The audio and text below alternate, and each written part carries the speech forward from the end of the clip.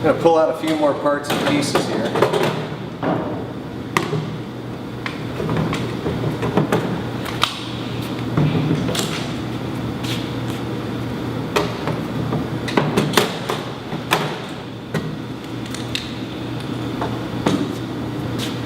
As with any system that WaterStep puts together, we have various ways of moving the water, either by hand with a hand pump, a power pump which does take a 115 volt power supply. But in the event that you don't have that, we have it set up so we can still move water out of the tanks or into the tank if need be. Included in the kit is a hand pump. This is a diaphragm type pump. It's used to move water either from a source, which could be a lake, a stream, a river, a well, a swimming pool, or some body of water, and it will move that water from its source into the tanks. If you need to move the water out of the tanks, you can also utilize this same pump to pump water out of the tanks. So it moves water pretty quickly. Also included in the event that it's needed is a filter pack. Now, a lot of filters require having a cartridge that needs to be replaced. These filters do not require cartridge replacement, they just require cartridge cleaning. The first filter in line is a 100 micron disc filter. The second one takes it down to 25 microns. 25 microns is pretty small in the scheme of things when you're talking about sanitizing water.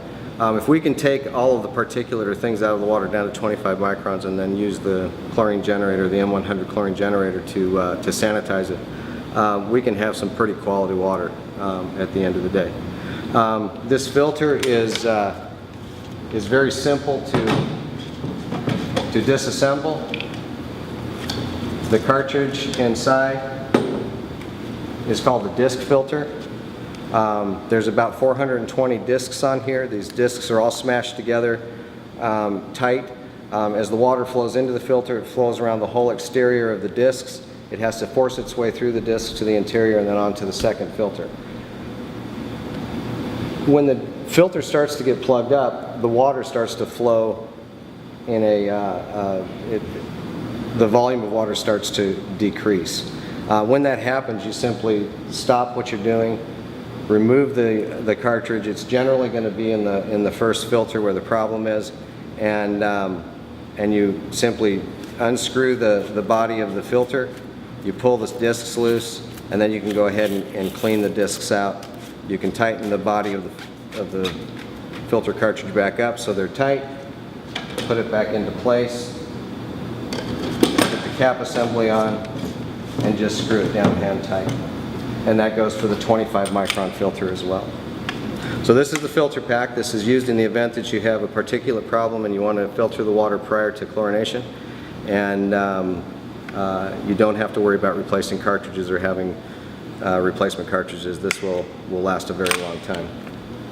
As you notice, the hand pump and the filter pack all have cam lock fittings as well. Those are the fittings that we use to connect the fittings together, so you don't have to worry about screwing pipes together and so forth. And when we get to that point, we will address how we can hook all of those things up in conjunction with what you're looking at with the system. These are not used in every case, but they're there in case you need them. Is the M100 chlorine generator. This is the part of the system that we actually make chlorine from table salt through a process of electrolysis and introduce the chlorine gas that is manufactured in the process into the water to sanitize. We'll just set that off to the side for the time being. This is another manifold that is used in the process in the chlorination process. It is mostly assembled and only needs to be hooked up to the tank. The tank that we're going to display this on will be the tank here to my right and your left. And It also has cam lock fittings, so we can just snap it into position and get ready to go. Things are color coded, so we can take the cam lock fitting, put the levers in the forward position, put it onto the fitting there, pull these back, and we're locked into place. Now, this valve is for testing chlorine levels. It's a way to get water out of the tank once we start the chlorination process. We usually keep that in the off position for the time being, and when we go to test the chlorine levels, we'll be able to utilize this valve to do it. We've got access to the water that's in the tank from this point. This pump, and all of this can be moved into different positions to make it convenient for you to work on it. You're not going to break anything. Everything will swivel on there. If you have a little drip or a leak from one of those points, that's not a big issue. If it's a large leak, you may want to stop and fix it, but you can move these around without causing any problems or damaging anything. So let's go ahead and get this hooked up. I'm going to grab a couple of hoses off the top here. We'll talk about those. We've hooked the pump manifold onto the tank here. The next thing we're going to do is we're going to get the chlorine generator, the M100 chlorine generator, set up in line and show you what that looks like. For the time being, because we may have to make an adjustment, this just sits on the ground, hopefully on a level spot. We have the heat exchanger, which simply sets inside the chlorine generator. Just slides down inside there like that. If you notice, again, we've got color coatings, and we have red that will hook into the pump. Levers forward, pull them back, and lock them into place. We can do the same here on the heat exchanger, yellow to yellow, levers forward, lock them into place.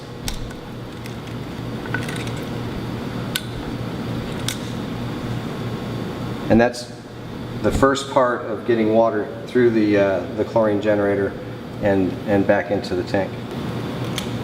This would be the venturi. This is the mechanism that pulls the chlorine gas out of the M100 chlorine generator and introduces it into the water. Again, we have cam locks. It goes on the outlet side, white to white, on from the heat exchanger, having this hose in the upward position like that.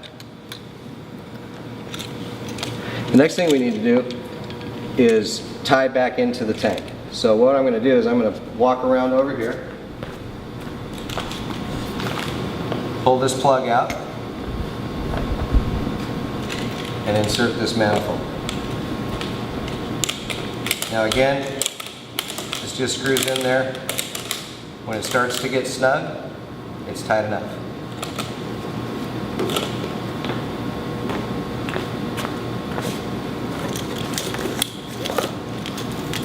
Now again, color coded, blue to blue, white to white.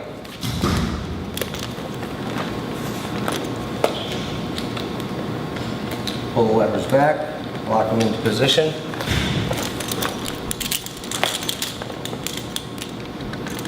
Levers forward, lock them into position.